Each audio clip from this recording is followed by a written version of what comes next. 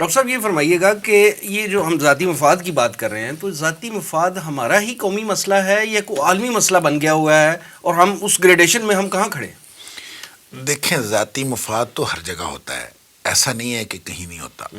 لیکن ذات کہاں تک ہے؟ لوگ اداروں کو اپنی ذات قرار دیتے ہیں، لوگ اپنے ملک کو اپنی ذات قرار دیتے ہیں، لوگوں کی موریلٹی ڈیولپ ہوتی ہے، ایتھکس ڈیولپ ہوتی ہے، میں نے پہلے جو عرض کیا،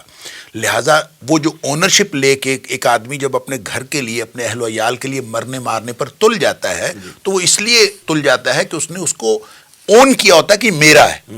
اور اگر وہ یہ نہ کرے تو ظاہر سی بات ہے کہ پھر وہ گھر والے مرتے پھریں، اس کو کوئی ایسا مسئلہ نہیں ہے، گھر میں جو مرضی ہوتا رہے۔ لہٰذا ذاتی مفاد کوئی ایسی بات نہیں ہے، اور شرعی طور پر بھی یہ کوئی ایسی نامعقول بات نہیں ہے اور نہ کوئی حرام بات نہیں ہے کہ آپ ذاتی مفاد کا خیال رکھیں،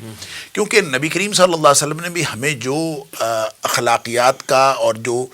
سماجی آداب کا خیال رکھنے کا حکم دیا ہے، اس میں بہرحال جو ذات کا ان لجسدک علیک حق، آپ کے جسم کا آپ کے اوپر حق ہے۔ پھر آپ نے یہ بھی فرمایا ابدا بمن تعول، آپ وہاں سے شروع کریں جو آپ کا رشتہ دار ہے۔ پھر آپ نے یہ بھی فرمایا من قتل دون مالہ فہو شہید، جو اپنے مال کی حفاظت کرتے ہوئے فوت ہو جائے وہ شہید ہوتا ہے۔ من قتل دون عرضہ فہو شہید، جو اپنی عزت کی حفاظت۔ لہٰذا ذاتی مفاد کوئی من جملہ غلط چیز نہیں ہے، لیکن ذاتی مفاد کا جو طریقہ کار ہے وہ حلال ہونا چاہیے، وہ حرام نہیں ہونا ناجائز نہیں ہونا چاہیے۔ جب آپ حلال کے طریقے سے کرتے ہیں، جو بات آپ کر رہے تھے کہ کارروائی ہوئی اور کارروائی ہو کے، میں یہ سمجھتا ہوں کہ دیکھیں قرآن کا اصول ہے وَلَكُمْ فِي الْقِصَاصِ حَيَاةٌ يَا أُولِي الْأَلْبَابِ لَعَلَّكُمْ تَتَّقُونَ۔ دیکھو ایک سزا ملتی ہے نا جی تو پورے معاشرے کو زندگی ملتی ہے، بالکل صحیح۔ ہم وہ سزا نہیں دیتے۔ اگر ایک سزا مل جائے کہیں تو یہ کارروائی کرنی، دیکھیں 23 جانیں تلف ہوئی ہیں، افسران کی برطرفی یا ٹرانسفر جو ہے وہ اس کا نعل بدل تو نہیں ہے؟ اگر اس کا کوئی ذمہ دار نہیں ہے تو پھر آپ ان کو برطرف کیوں کر رہے ہیں؟ صحیح بات، پھر برطرف کیوں کر رہے ہیں؟ پھر کرنے کی ضرورت نہیں ہے۔ اور اگر اس کا کوئی ذمہ دار ہے تو جان گئی ہے بھائی، بالکل، اس کے بدلے میں اس کو بھی سولی پہ لٹکائیں۔ کیوں آپ اس کو برطرف کرنا تو کوئی علاج نہیں ہے، یہ تو کوئی سزا نہیں ہے۔ اگر وہ ذمہ دار ہے تو ذمہ داری کا تعین کیا جائے، غفلت کی سطح کا تعین کیا جائے، کس کی کتنی غفلت ہے، اور جتنی غفلت ہے اس قدر سزا نہ دی جائے۔ آپ دیکھیں نا، اگر آپ ایک علاقے کے مثال کے طور پر ضلع کا ایس پی ہے یا ایس ایس پی ہے، اس کو کہہ دیا جائے کہ اگر ضلع کے اندر کوئی ڈکیتی ہوگی نا تو پرچہ تمہارے اوپر ہوگا، دیکھیں ڈکیتیاں رکتی ہیں کہ نہیں رکتی۔ آپ علاقے کے تھانے دار سے کہیں کہ اگر ڈکیتی ہوگی تو پرچہ تمہارے اوپر ہوگا، یعنی ہم ڈاکوؤں کے پیچھے نہیں جائیں گے، ہم آپ کے اوپر پرچہ دیں گے۔ بات یہ ہے کہ اس کی ذمہ داری جو ہے اس کو انشور کرنے کے لیے آپ کو اس طرح کے سخت فیصلے کرنے پڑیں گے۔ جب تک آپ سخت سزا نہیں دیتے، دیکھیں چوری پر جب ہاتھ نہیں کٹے گا تو چوری نہیں رکے گی، قاتل دندناتے پھریں گے، اور قاتل کو آپ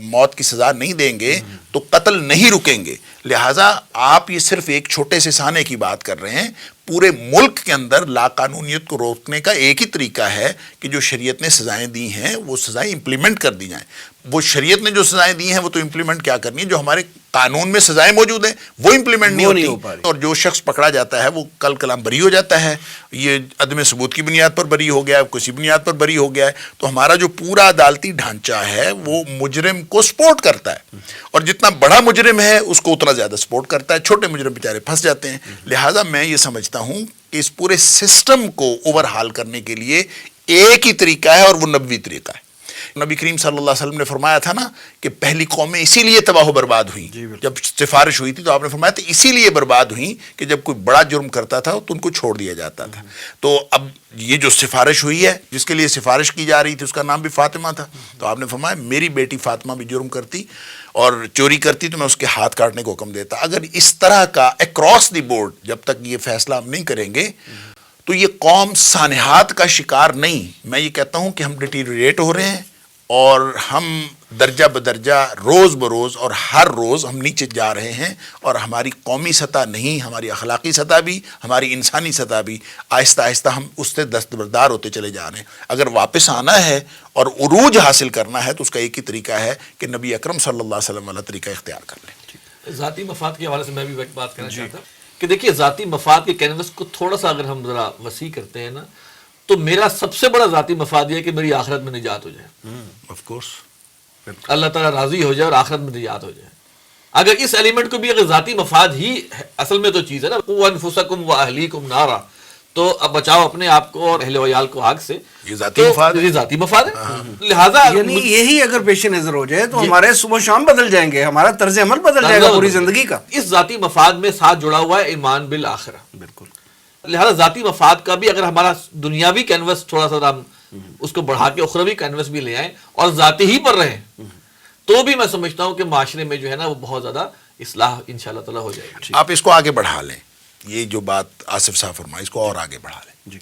دیکھیں جب آپ کا جو ایریا ہے، آپ کا جو اختیار ہے، آپ اس کے اندر اگر آپ ڈیلیور کر رہے ہیں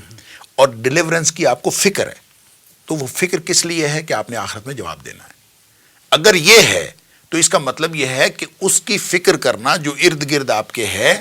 وہ بھی آپ کا ذاتی مفاد ہے۔ نبی کریم صلی اللہ علیہ وسلم نے فرمایا کہ جو شخص کسی کی غیر موجودگی میں اس کے لیے دعا کرتا ہے تو فرشتہ اس کے لیے دعا کرتا ہے کہ یا اللہ یہ جو اس کے لیے دعا کر رہا ہے اس کو بھی عطا فرما۔ اب گویا آپ جب کسی کے لیے دعا کر رہے ہیں تو اس میں بھی آپ کی خود غرضی شامل ہے کہ آپ کے اپنے مفاد کے لیے۔ نبی کریم صلی اللہ علیہ وسلم یہودی کا جنازہ جا رہا ہے اور آپ رو رہے ہیں، آپ کی آنکھوں میں آنسو ہیں، اور آپ فرما رہے ہیں کہ ایک اور شخص جو ہے میرے ہاتھوں سے نکل کے جہنم میں چلا گیا، میں اس کو روک نہیں سکا۔ خود غرضی ہے نا، اس کو آپ ذاتی مفاد کہیں کہ نبی کریم صلی اللہ علیہ وسلم اپنی ذاتی ذمہ داری سمجھتے ہیں کہ اس کو مجھے بچا لینا چاہیے تھا، اور یہ الٹیمیٹلی میرا ہی فائدہ ہے، میرا ہی فائدہ تھا۔ لہٰذا نبی کریم صلی اللہ علیہ وسلم نے ہمیں جو تعلیمات دی ہیں، جو ہدایات دی ہیں، اس میں ذاتی مفاد پوری قوم کا مفاد اور پوری ملت کا مفاد تک پھیل جاتا ہے، اس کا دائرہ، اور رہتا ذاتی مفاد ہے۔ یہ تو ایک بڑا شاندار ایک ڈسپلن ہے جو شریعت اسلامیہ نے ہمیں دیا۔ لہٰذا ذاتی مفاد کا وہ تصور جس کے نتیجے ہم ظلم کرتے ہیں، جس کے نتیجے میں ہم استحصال کرتے ہیں، وہ ذاتی مفاد کا تصور شریعت نہیں دیتی۔